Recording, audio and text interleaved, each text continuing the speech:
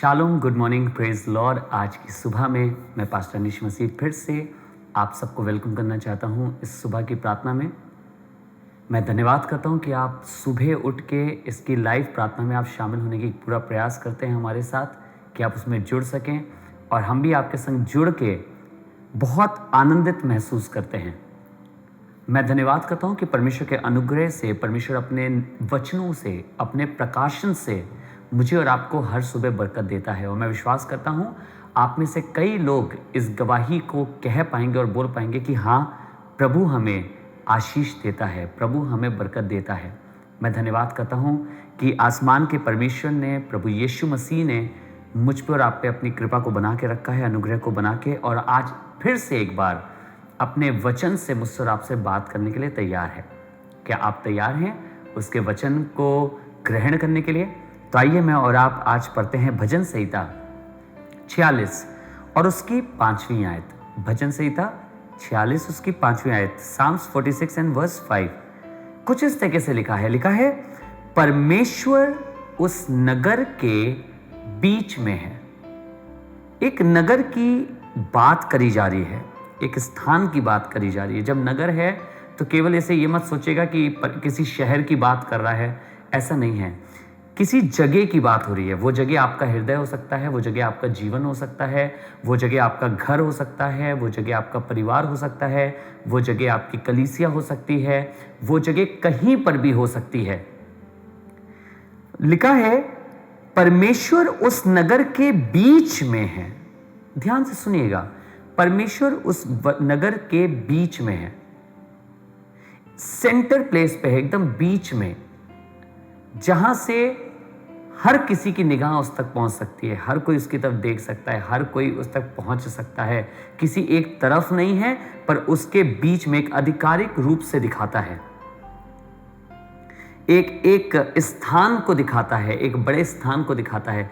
लिखा है, परमेश्वर उस नगर के बीच में है, वो कभी टलने का नहीं। जिस नगर के बीच में परमेश्वर होता है वो नगर कभी नहीं टलता। और मैंने आपको बताया, जब मैं नगर कह रहा हूं तो इसका मतलब ये नहीं है कि मैं किसी शहर की बात कर रहा हूं। मैं बात कर रहा हूं आपके जीवन की, मैं बात कर रहा हूं आपके घर की, मैं बात कर रहा हूं हमारे परिवारों की, मैं बात कर रहा हूं हमारे कलीसियाओं की, मैं बात कर रहा हूं हमारे रहने के स्थानों की। अगर हमारे जगहों में, अगर हमारे जीवनों में, अगर हमारे परिवारों में, हमारे रिश्तों में अगर परमेश्वर है, अगर उसके बीच में परमेश्वर है, मैं आपको बता रहा हूं वो कभी टलने का नहीं, कभी नहीं टलेगा। हमारे बिजनेस के बीच में परमेश्वर है, कभी नहीं टलेगा। आपकी नौकरी के बीच में परमेश्वर है, कभी नहीं टलेगी। आपके परिवार के बीच में परमेश्वर है, संबंधों के बीच में परमेश्वर है, कभी नहीं टलेगा। आपके रिश्ते के बीच में परमेश्वर है, आपका रिश्ता कभी नहीं टलेगा। लिखा है, परमेश्वर उस नगर के बीच में है, वो कभी टलने का नहीं। पांव फटते ही परमेश्वर उसकी सहायता करेगा। इसका मतलब सहायता की आवश्यकता कहां होती है? वहां जहां मुसीबत हो, जहां परेशानी हो, जहां दिक्कत हो रही हो, जहां पे हालात आसान ना हो। पर लिखा है, अगर परमेश्वर उसके बीच में है तो परमेश्वर सहायता करेगा। परमेश्वर बीच में है तो पांव फटते ही सहायता करेगा। शत्रु को लगेगा कि वो इसको जीत लेगा, शत्रु को लगेगा कि वो आप पे गालिब हो लेगा, शत्रु को लगेगा कि आपको हरा देगा, पर परमेश्वर की सहायता आपके लिए है। पर लिखा है उस नगर के बारे में जिसके बीच में परमेश्वर है।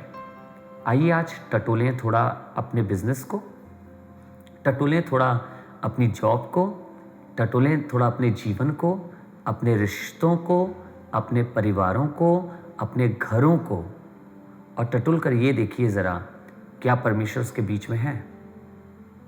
क्या परमेश्वर है उसमें? क्योंकि अगर है तो आपकी सहायता निश्चित रूप से होगी, आपकी मदद निश्चित रूप से होगी।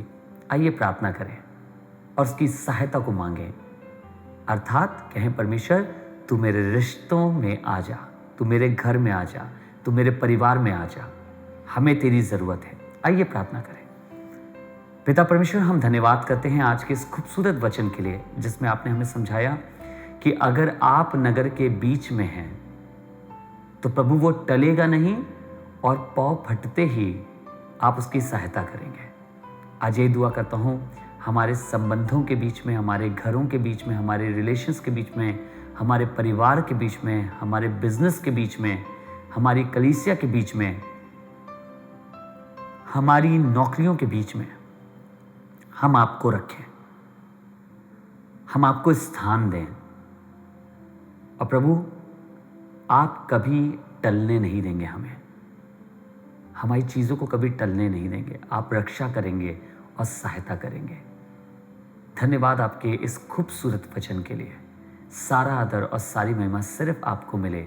इस प्रार्थना को प्रभु यीशु के नाम से पिता मांगते हैं, आमीन, आमीन। धन्यवाद आपका हमारे संग आज की सुबह में सम्मिलित होने के लिए। और मैं विश्वास करता हूँ आज के इस दिन में परमेश्वर ने अपने वचन के द्वारा आपको बड़ी आशीष दी होगी। अगर आप और बरकत पाना चाहते हैं और आपका मन करे तो आप हमारे संग थर्सडे की ऑनलाइन इबादत में ज्वाइन हो सकते हैं, जो हर थर्सडे शाम को 6:30 बजे gospel of deliverance God GOD पर इसके फेसबुक पेज पर लाइव होती है 6:30 बजे से। आप उसमें शामिल हो सकते हैं थर्सडे को। और अगर आप चाहें तो संडे को हमारे संग इबादत करना, तो लखनऊ में शहीद पथ के पास अंसल में शशांक वॉल सिटी में सुबह 10 बजे से सेंट जोसेफ इंटरनेशनल स्कूल के ऑडिटोरियम में चर्च होता है। आप उसमें ज्वाइन कर सकते हैं। परमेश्वर आपको आशीष दे। God bless you.